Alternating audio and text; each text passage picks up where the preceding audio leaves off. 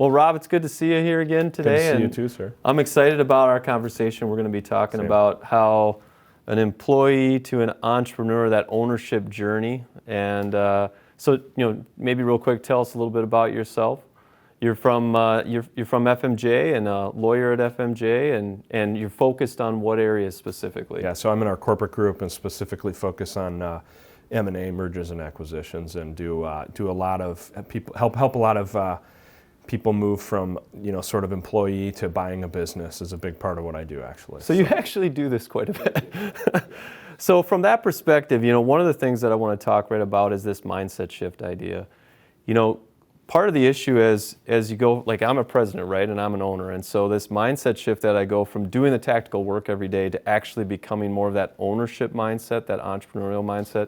Can you talk a little bit about how that journey works, what that mindset shift looks like, how people kind of address it? Sure. My background is military, so I bring a lot of things, a lot of my background plays into how I answer these things. But I think it makes a lot of sense in business too. So, you have expertise on that thing you do, the machine you run, the machine gun you may have. I'm loving the military. You can go military. That's great. Sure. But there comes a time in most people's career or most people's time where maybe they're going to take that next step to sort of to move from knowing that one machine, that one job, that one thing that they're really good at, probably, right? Mm-hmm. Super good at. It's a large part of what they do, and they're probably known around the company at least, and maybe even broader, that this is something that they're excellent at, right? And then you have to take that mentality that's gotten you to the point where you might move into ownership, buying a business, and you have to understand that sometimes that thing that you know so well can hold you back a little bit. Mm-hmm. And it's good that you have that knowledge about that thing, but you need to have a little bit more breadth to your knowledge without maybe the same depth on a lot of things. Mm-hmm. So, an example might be someone who's been really good at operating machine, and now they're going to operate a little crew. Mm-hmm. They might not understand how to manage people, for example, and stuff like that. And that's just one example. You could take that into running books, for the business, and you could take it into sales. It can go many, many different ways. But it's the same concept, right? It's learning how to pull your head out of the one task at hand and kind of think more globally and strategically, which I know you help people with a lot. Well, and you think about that, right? So what are the typical barriers to that? When you think about an operator that's trying to go into that ownership, that entrepreneurial mindset, whatever that is, what do you see as kind of the barriers that they run into as they're going through that? I think first and foremost, I think a lot of people don't ever think that they can do it. Okay. And I think so there's a mindset shift that a lot of people have where, maybe they want the buck to stop with them. They want to have more control over their life. They want to have say in what's going to happen. A lot of people don't care about those things, and God bless them. We need, takes all kinds of kinds. But for those that might want to take that step, I think just knowing that you even can is the first barrier for a lot of people. Yeah, okay. I could see that. Yeah, there is definitely, it's kind of when you're on top, you're by yourself, you're isolated, so then you start questioning a lot of things. I can see that happening quite a bit. So outside of that, are there other things that are natural barriers to someone moving forward? I think a lot of people might think they need to have all of the cash to buy a business if they want, or they might not know they have creative financing options to buy business, add equipment, to do these types of things. They might think the business is for sale for $2 million. I don't have $2 million. Right. So that would be another big barrier, I think, to a lot of people making this leap. So in that change of mindset, you talk about, getting over these things, like getting over the need maybe for control, getting over this barrier that money's the issue right now. I'm thinking about those presidents, those owners that are in that shape. Is there a path that they can go through to kind of help them with that, overcoming those barriers? Like you said, a lot of times it's a mind game, right? So is there things that you've done that you've seen are really successful? What do they typically do to help themselves past that? I think first of all, some of them maybe have a little bit of a chip on their shoulder. They say, I want to do it my way, okay. And then everything kind of falls in from there. But I think really it's education. It's learning, now that you've realized maybe this is something you can do, deciding you want to do it, and then figuring out, well, how do I do it? And I think that there's so many different effective ways to learn how to take that step. On for example, podcast, books, videos you can watch, things like that, but also the softer side of things, maybe how to discuss it with your family. Oh, wow. If you have a spouse, these types of things are good to do kind of in the more exploratory phase, I think. Okay. Yeah. One of the we talk about these, along with the mindset shift, we talk a little bit about the financial and legal process, getting to be prepared, right, for some sort of a move from moving to employee to an entrepreneur. And so as you see business owners, as you see like operators go to that make that transition, is there, within the financial legal side, are there things that they should be thinking about in terms of preparedness? I think there's probably two different answers. And maybe you mean both. Do you mean within an organization? Yeah, within the organization, and you could speak to both, actually. Sure. That'd be good. Like, I think of myself as an owner, operator, like, what should I be thinking about? Financially, legally, like, how do I get myself ready? Yeah. Internally, if you're moving from employee to owner, I think asking questions. Okay. Learning about how the owners see the business, learning about the governance, learning about the financials, learning about compensation, learning about how, what your pathway forward in that ownership looks like. And I think for a lot of employees, those can be uncomfortable conversations, because someone who was your boss just a few days ago, now you might be partnered with. And what does that partnership look like? You really need to understand that. So from a legal standpoint, that's not the hardest thing in the world. Likely the company is going to present you with the documents, but it might be smart. Well, it's always probably smart to have a lawyer review them, but it might be smart to tell that lawyer, assume I don't know much about this process. What can you teach me? Lawyers love to teach, right? And so we're happy to sit at a big conference table like this and talk through what different things mean and help you, understand what you're getting into. I think that's a good thing. Now, as far as outside of an organization, so maybe you're looking to start a business or buy a business. If you're looking to start a business, and you're going to own all of it, there's probably not a ton you need to do on legal. You're going to form the LLC or have a lawyer form the LLC. You probably need a basic operating agreement. That's about it. I kind of tell people, you have a good idea. We have you the basic legal framework you need to go do it. Go make some sales, and then and then the legal problems will present themselves from there. Yeah. You know what I mean, or legal opportunities, we could say. If you're going to buy some sort of existing business that has cash flow and profitability on day one, it's a whole different ballgame. That can be a huge process of figuring out the debt, figuring out do you need equity investors, are you going to have partners? How do we delineate what partner is going to do what in this partnership, and getting it all done on paper as far as the governance, and then negotiating that deal if you're going to buy a business with the seller, right?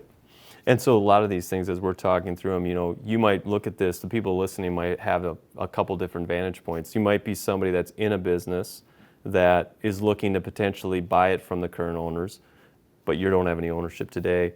You might not have any business and want to start one. You might have a situation where you're part owner, but you want to expand it and you want to go bring on another business. So regardless of which of those positions are you in, is the actual outcome of, hey, I'm going to go, let's say, acquire a business, I'm going to go look at a business, do I have to do similar things to prepare? Like you talked about the LLC, and I get the startup, maybe that's easier. But in general, when I'm going and looking, regardless of the seat I'm sitting in, is the preparedness checklist the same? There's large parts of it that are the same. First and foremost, you got to get comfortable with the idea that there's not a guaranteed pay every 2 weeks on the same day and the same amount, right? Right. So regardless of any one of those paths you're going to take, that's a risk, because it is, that you need to accept and understand. And like I said earlier, that often includes family members, right? Yeah, you should talk about that, because I think often we look so much at the business side, but we don't really look at the personal side of getting prepared too. So what are if I'm looking at doing something like that, what's the personal side things that I should really factor in? Yeah, I think it's transparency. It's trying to figure out, is this a type of business I might need to actually come out of pocket for a while before I'm profitable? When I'm profitable, how reliable is that profitability going to be? Is it more level, or are there ebbs and flows throughout the year, like many businesses? What are we going to do during those ebbs and flows? Do we just get a big wire transfer in for a sale and then we take the kids to Disney World and burn it all? Or do we need to think about, there might be some lean months coming up? You chuckle, because I think for a lot of business owners, it's very basic stuff, but for someone making this leap, this can be a really difficult thing. You know, you're buying your own health insurance probably now. That can be way more expensive than people know. And then, you know, so that would be like the mindset shift. The rest of the checklist, I think that you alluded to, is probably going to flow from what are we doing? A lot of the people that are going to be watching this are coming from the manufacturing community. So is there anything specific when we go through these topics that ties specifically to manufacturing businesses? I think something that's really important for people to understand when they want to get into manufacturing is CapEx. You know much more about this than I do, but they tend to be much more CapEx intensive businesses, and you need to stay on top of that, and you need to have a plan for that, and you need to think it through, and it's not just something you think through on a Friday afternoon. These are well thought out plans to maintain what you already have, grow it, and, you know, buy more things that you need around the shop or that your employees might need. Or you know, finding, you know, and tying in CapEx with sales, right? And figuring out new opportunities, can we support them? And if we can't, how can we, and is it profitable still, right? So I think the CapEx piece is a huge part of it.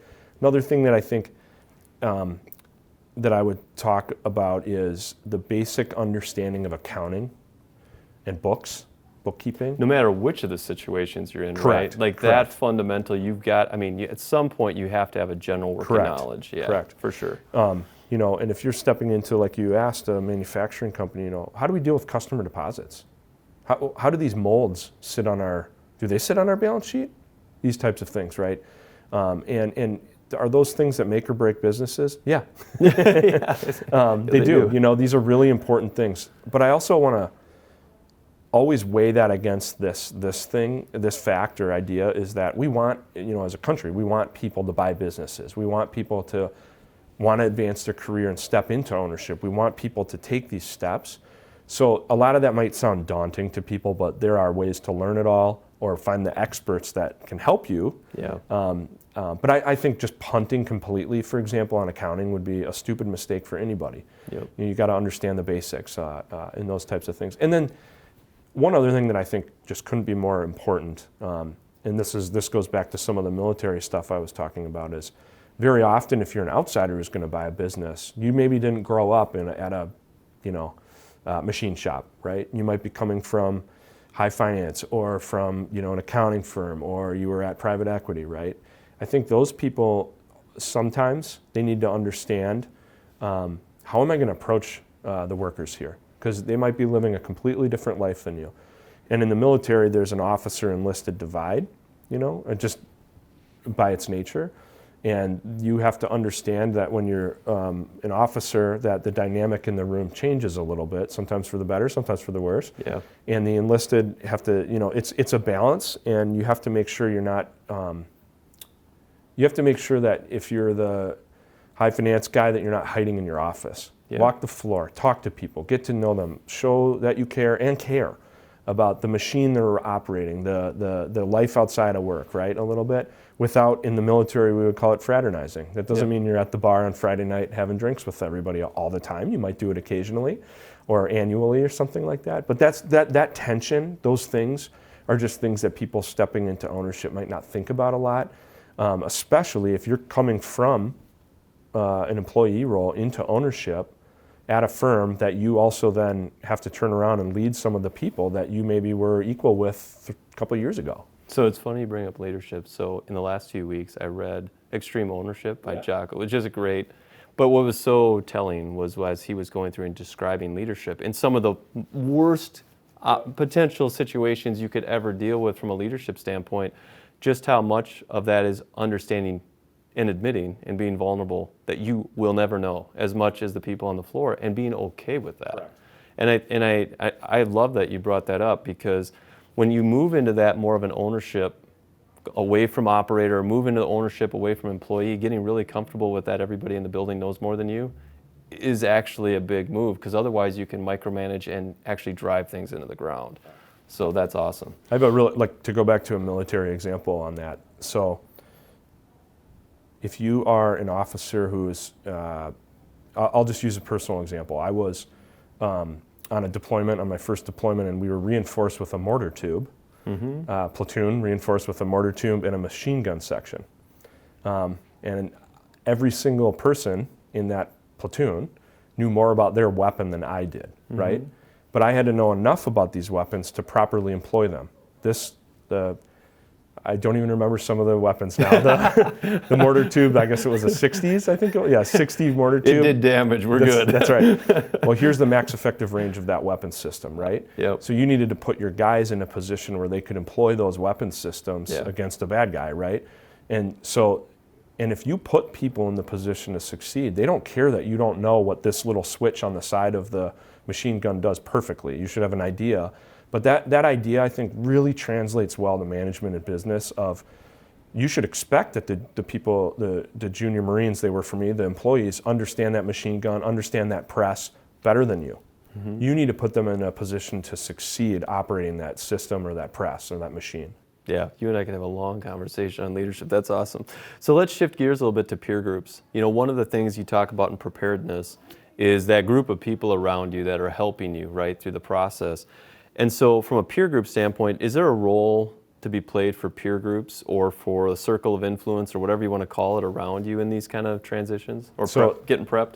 So I'll go back to another military thing. As I've told you now, you're employing a platoon reinforced out in the middle of nowhere, right? Right. And there's the issue of you need to be in charge and portray calm calm and in control. But then, sometimes you find that other lieutenant, that other platoon commander, and you do have a moment where you're like, we need to talk. I need some help. How are you fixing this thing? I'm having some issues with these guys and stuff like that. And I cannot tell you in business how much successful entrepreneurs rely on peer groups. I mostly am helping people buy businesses these days.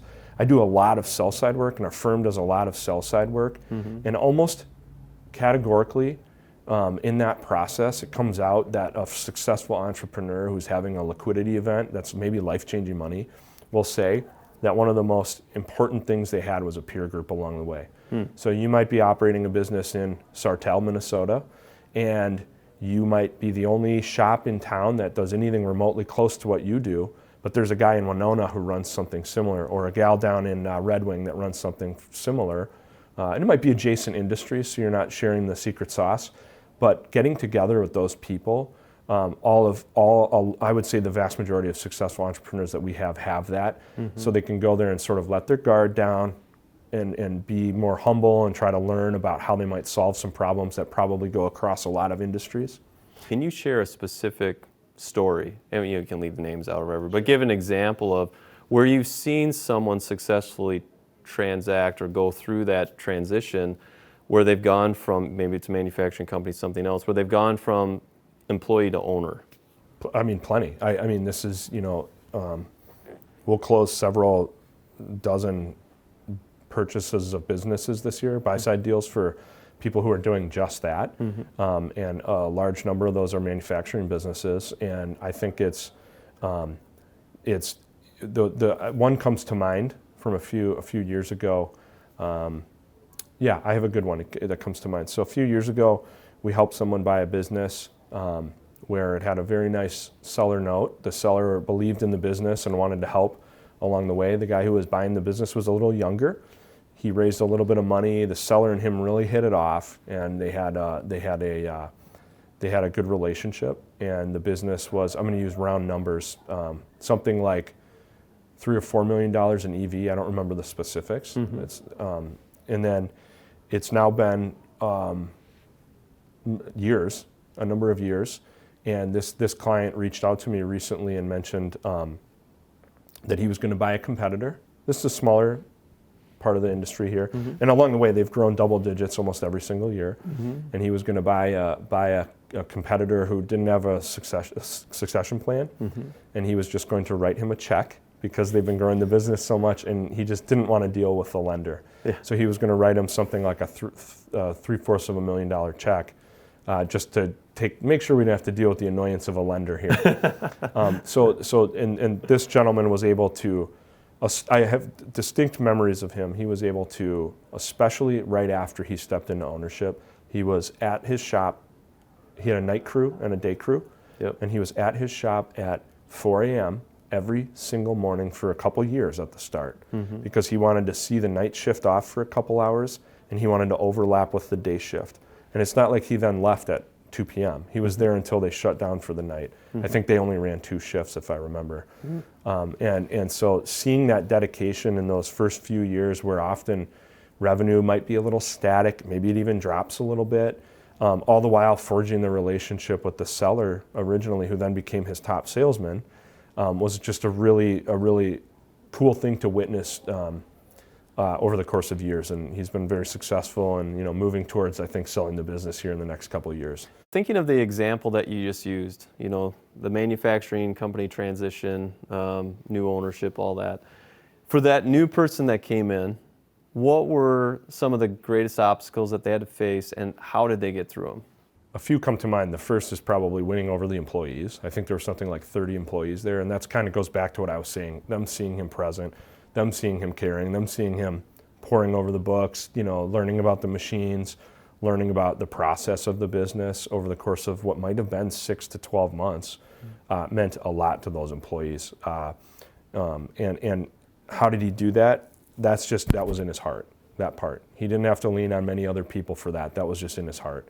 Accounting. This guy was very far behind on his accounting bookkeeping, so I know he leveraged his accountant very heavily at the start. Yep. Yeah, and then not just for doing the work, but for learning. I was just going to say, to teach him too, how are we going to move forward here? I'm not sure, but I think they've brought some, maybe some like CFO or controller type person in who's helped. But in those early years, he really learned a lot of the stuff. He didn't do it, but he learned how to make it all run and make the business run while keeping that in mind. Legal, he stepped into a business where he knew he had to renegotiate a union contract. Wow. Within about 30 months. And so, I spent some time talking to him about that. But a lot of that union contract was him working with the union, you know what I mean? And then he'd come and ask to help define terms and figure things out. So he kind of leveraged his lawyer, who's us, to help him learn some of those things. And then, I think there's been a few times where when he doesn't understand something and his employees don't know, he's brought in some sort of consultant type expert to help him on a limited basis. I don't think this guy in particular has any sort of running relationship with anyone in that world, but he's brought in experts as he's needed them to consult with. And I know that's been an important thing for him. Yeah, I think those would be a couple of the ways that he's overcome some issues at the start. Yeah, one of the challenges anytime you move into ownership, it's like a whole new horizon of things you got to learn, and you're getting master's degrees on a regular basis just going through that journey. Yeah. So with all of it that we've talked about, I guess, is there anything you would want to leave behind? Is there anything we haven't discussed, anything you want to leave behind for somebody that's looking at making this transition? The number one thing would be to ask yourself why you want to do it.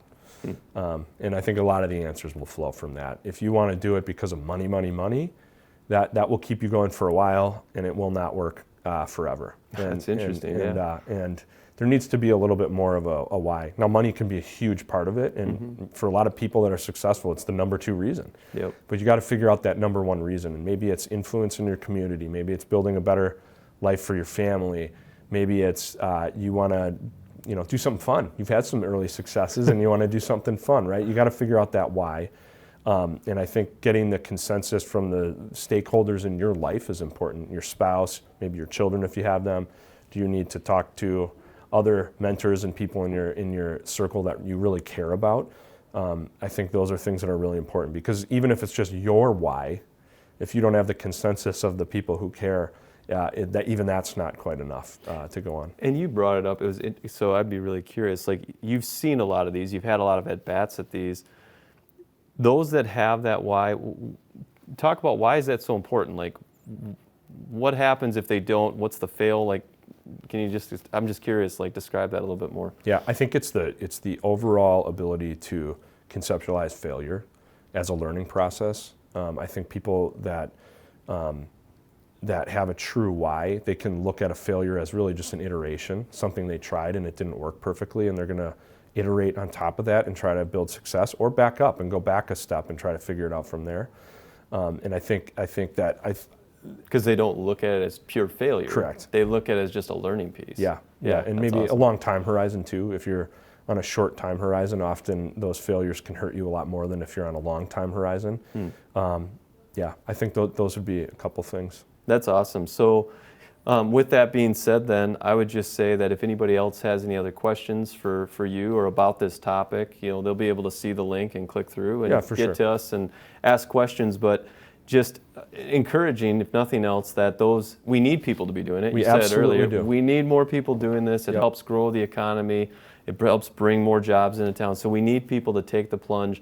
And like I tell people all the time when they try to go out in the entrepreneurial world, I totally encourage you to do that. Just go in eyes wide open. Eyes wide open. Yeah. You're going to have to weather the storm and come out the other side. Yeah. So it was awesome. Thank you again, Rob, for doing this, and looking forward to the next one. Yeah, thank you. Awesome. Cheers.